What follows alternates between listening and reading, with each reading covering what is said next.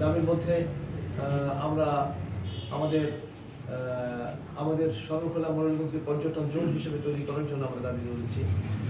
আমাদের সুন্দরবন থেকে জলদস্যু মুক্ত করার জন্য আমরা কথা বলেছি এবং সেই জলদস্যুদের হাত থেকে সুন্দরবন অঞ্চলকে রক্ষা করার জন্য আমরা কোস্টগার্ডের আরেকটি সাবস্টেশন গঠন করা আমরা কথা বলেছি এবং আপনারা লক্ষ্য করেছেন সেই কোস্টগার্ডের ওখানে একটি ক্যাম্প স্থাপন করার জন্য ইতিমধ্যেই কাজ এগিয়ে যাচ্ছে এবং ইতিমধ্যেই জায়গা নির্ধারণের জন্য জায়গা সিলেকশন হয়েছে এবং অভিযানও চলছে এবং অনেকটা নিয়ন্ত্রণের মধ্যে রয়েছে।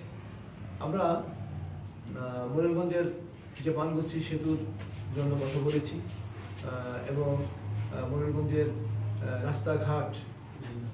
রাস্তাঘাট যে পশ্চাৎপদ এ বিষয়ে আমরা কথা বলেছি এবং মাননীয় মন্ত্রী এ ব্যাপারে উত্তর দিয়েছেন।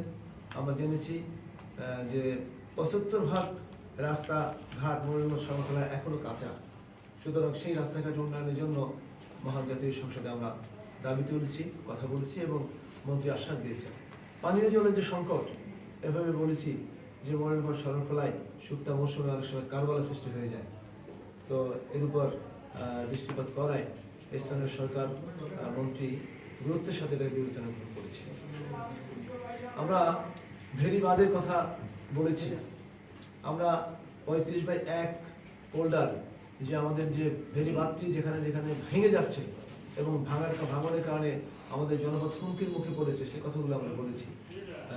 এটা ছাড়াও আমাদের নদী ভাঙনের কথা আমরা জোরের সাথে উচ্চকিত করতে সক্ষম হয়েছি। যে জায়গাগুলোতে নদী ভাঙনের কারণে মানুষ ক্ষতিগ্রস্ত হয়, নাম ধরে ধরে সেই জায়গার কথা আমরা উচ্চারণ করেছি। আমরা আমাদের গুরুত্বপূর্ণ যে বিষয় আমাদের যে নতুন উপজেলা, আমরা জানি যে মোরেলগঞ্জ হচ্ছে 16টি ইউনিয়ন বিশিষ্ট বাংলাদেশের মধ্যে একটি বৃহত্তর এবং দ্বিতীয় বৃহত্তম উপজেলা। তো এখনো আমাদের যে উন্নয়নের যে বাজেট, যে বরাদ্দ, সেটা উপজেলা ভিত্তিক হওয়ার কারণে যে উপজেলায় বেশি সংখ্যক ইউনিয়ন, সেই উপজেলার মানুষ তারা বঞ্চিত হয়। এই দাবি আমি কিন্তু সংসদে এভাবে বলেছি যে আমরা বঞ্চিত হচ্ছি।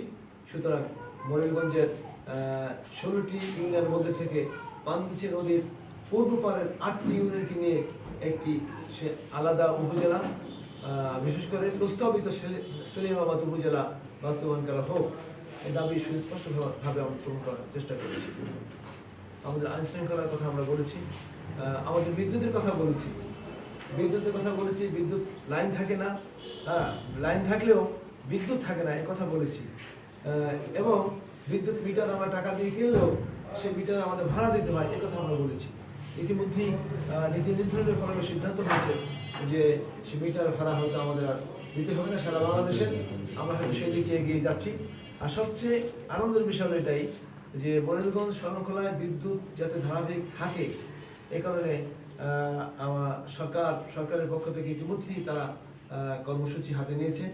আমরা জানি আমাদের 33 কেভি যে বিদ্যুৎ লাইনটি আমাদের নদীর উপর রয়েছে, ওটা অত্যন্ত পুরানো, যে কোনো সময় ওটা ঝড় বৃষ্টিতে ওটা হঠাৎ করে ওটা ফল করে, যার কারণে আমরা অনেক সময় বিদ্যুৎবিহীন অবস্থা আমাদের কাটাতে হয়।